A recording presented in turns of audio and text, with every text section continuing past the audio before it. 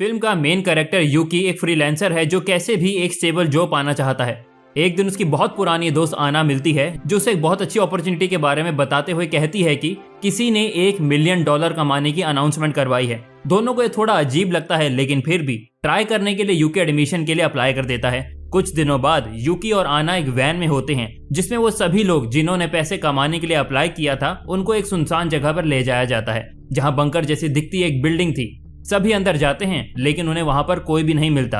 एक robotic voice तब explain करती है कि सभी को बिना किसी इलेक्ट्रॉनिक डिवाइस के पूरे 1 हफ्ते तक दूसरे के साथ रहना होगा और उनके हर मूव पर सीसीटीवी कैमरे से नजर रखी जाएगी। इन सबको बस इतना करना है कि कैसे भी 1 वीक तक जिंदा रहना है और जो जिंदा बच निकला उसे प्राइज मनी दे दी जाएगी।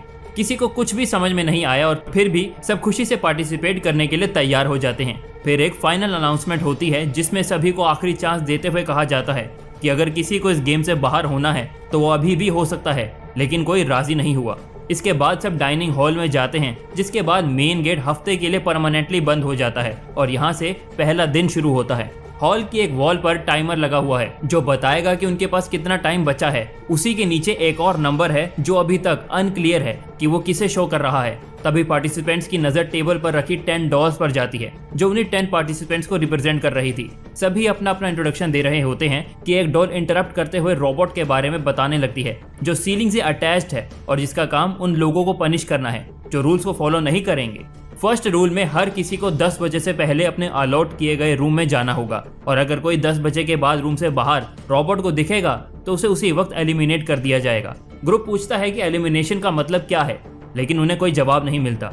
सेकंड रूल के हिसाब से अगर कोई पार्टिसिपेंट कोई क्राइम करता है तो बाकी लोगों को पता लगाना होगा कि क्राइम किसने किया है। जो भी केस को सॉल्व करेगा उसे बोनस पॉइंट्स दिए जाएंगे। ये गेम पूरे 1 हफ्ते तक चलेगा और सिर्फ 2 ही गेम के आखिर में बचेंगे। सभी टेंशन में आ जाते हैं। तब यूकी सबका हौसला बढ़ाते हुए कहता है कि अगले 1 हफ्ते तक कोई किसी के साथ बुरा नहीं करेगा, तो 1 हफ्ते बाद सभी प्राइज मनी लेकर घर जा सकते हैं।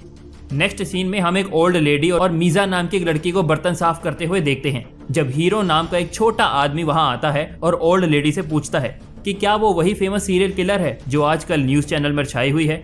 ओल्ड लेडी हल्का सा मुस्कुरा कर रह जाती है, लेकिन इससे मीजा को उस पर शक हो जाता है। वहीं दूसरी ओर ओसाका नाम का आदमी और उसकी पत्नी खेल को इतना आसान समझकर खुश हो रहे थे।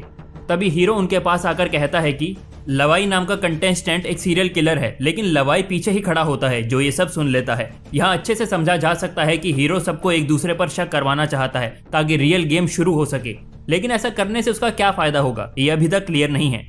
सेकंड हॉलवे में एंडो नाम के एक आदमी को वॉल पर ब्लड स्टेन दिखते हैं जिससे वो अनुमान लगाता है कि उनसे पहले भी यहाँ लोग आए हुए हैं जिन्होंने गेम खेला है। जैसे ही घड़ी में 10 बजते हैं सभी अपने अपने कमरे में चले जाते हैं। यूकी को अपने रूम में एक कॉफर दिखता है जिसके अंदर एक फायर पोकर के साथ एक नोट होता है जो उसे फायर पोकर की मदद से किसी एक कंटेस्टेंट को मारने के लिए कहता है। यूकी डर के मारे कॉफर बंद कर देता है और सोने चला जाता है।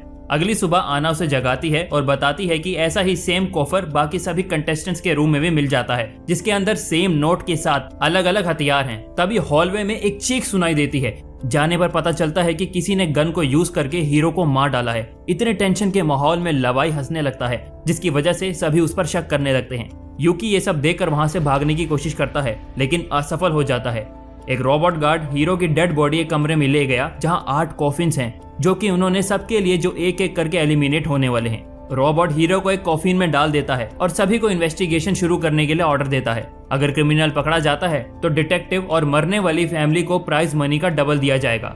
ओसाका तुरंत लवाई पर उंगली उठा देता है क्योंकि हीरो उसकी सच्चाई सबको बता रहा होता है कि वो एक सीरियल किलर है। सभी ओसाका की बात से सहमत हो जाते हैं क्योंकि सबने देखा है कि हीरो के मरने पर लवाई कैसे खुश हो रहा था।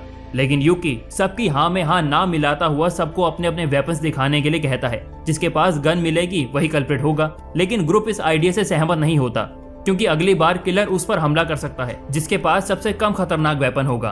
अंत में सब मान लेते हैं कि लवाई ही क्रिमिनल है, जिसकी वजह से रोबोट गार्ड लवाई को उठाकर कॉफिन जेल में बंद कर देता है।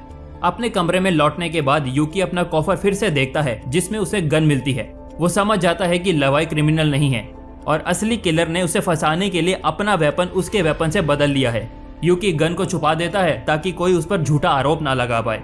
सभी लोग लवाई के कमरे में जाकर उसका कॉफर देखते हैं जो कि खाली होता है। बाकी लोग भी समझ जाते हैं कि लवाई किलर नहीं है बल्कि असली किलर उन्हीं में से कोई एक है। थोड़ी देर बाद यूकी आना से किचन में मिलता है और उसे गन के बारे में बता देता है। आना उसकी बात पर भरोसा दिखाते हुए कहती है कि वो उस पर कभी शक नहीं करेगी और उन्हें यह बात हर किसी से छुपा कर रखनी होगी। अपने कमरे की तरफ लौटते वक्त यूकी ओल्ड लेडी को आना के रूम में जाते हुए देखता है, जो उसके कॉफर को चेक कर रही थी। फिर वो यूकी को समझाती है कि वो जल्द से जल्द असली क्रिमिनल को पकड़ना चाहती है, इसीलिए यहाँ आई थी। लेकिन आना निर्दोष है क्योंकि उसके कमरे में कोई गन नहीं मिली। आना के कमरे से आने के बाद वो गन को देखता है जिसमें एक भी बुलेट गायब नहीं थी, यानी कि वो गन नहीं है जिसे हीरो का मर्डर हुआ था।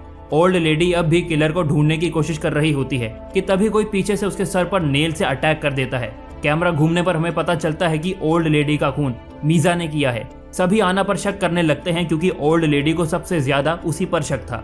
यूकी आना को प्रोटेक्ट करने लगता है, जिसकी वजह से ओसाका कहता है कि शायद इन दोनों ने मिलकर यह हत्या की है। एंडो सिचुएशन को कंट्रोल करने की कोशिश करता है और सबको बताता है कि वो यहाँ कोई प्राइज मनी के लिए नहीं आया, बल्कि उन लोगों के बारे में जानने आया है जिनके कारण उसने 6 महीने पहले अपने बेटे को खो दिया था। वो बताता है कि उसका बेटा भी इसीलिए मारा गया क्योंकि उसके ग्रुप के सभी लोग एक दूसरे के खिलाफ हो गए थे और वही गलती आज सब कर रहे हैं। एंडो की बात सब समझ लेते हैं और लड़ाई वहीं पर खत्म हो जाती है। इसके बाद एंडो यूकी को एक ऐसा रास्ता बताने उसके कमरे में जाता है जिससे और मौतें नहीं होंगी। वो कहता है कि रोबोट सिर्फ क्लॉकवाइज डायरेक्शन में ही मूव करता है और हर राउंड से पहले 10 मिनट तक एक ही जगह रुकता है।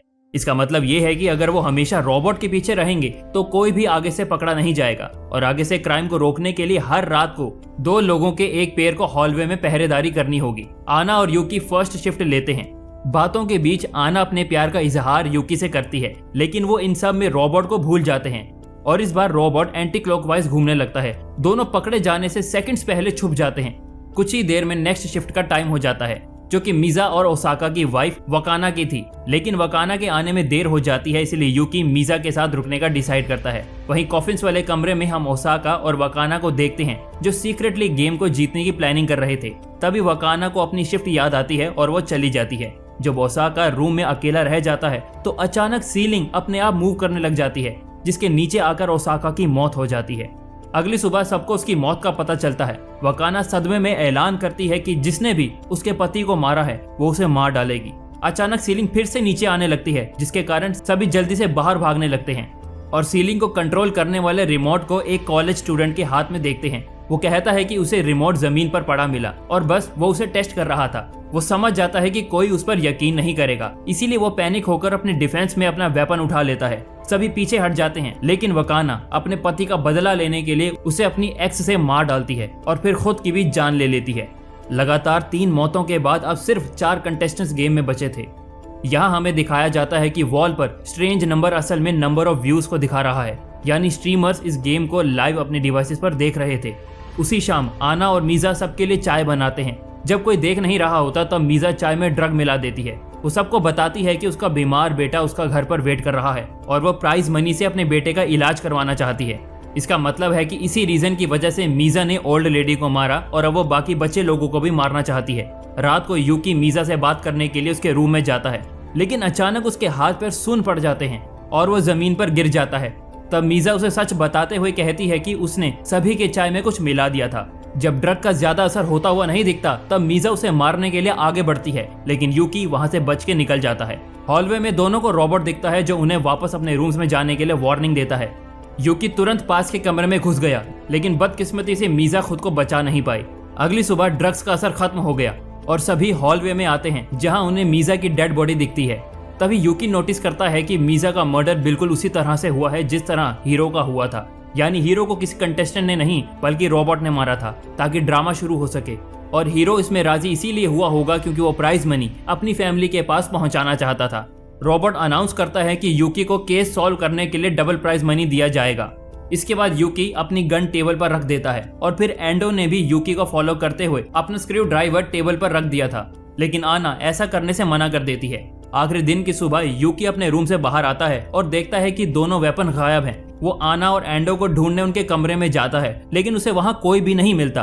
फिर उसे प्रिजन का दरवाजा खुला हुआ दिखता है, जिसका मतलब है कि लवाई वहां से रिवेंज लेने के लिए भाग चुका है। और तभी उसे वहां एंडो की डेड बॉडी दिखती है। यूकी वहां से चिल्लाते हुए भाग जाता है। रास्ते में उसे लवाई मिलता है, जो उसका गला दबाते हुए बताता है कि उसका वेपन रिमोट था और उससे उसने केवल ओसाका को मारा है क्योंकि उसी ने उसे झूठ में फंसाया था। अब गेम को खत्म होने में कुछ ही मिनट्स बचे थे।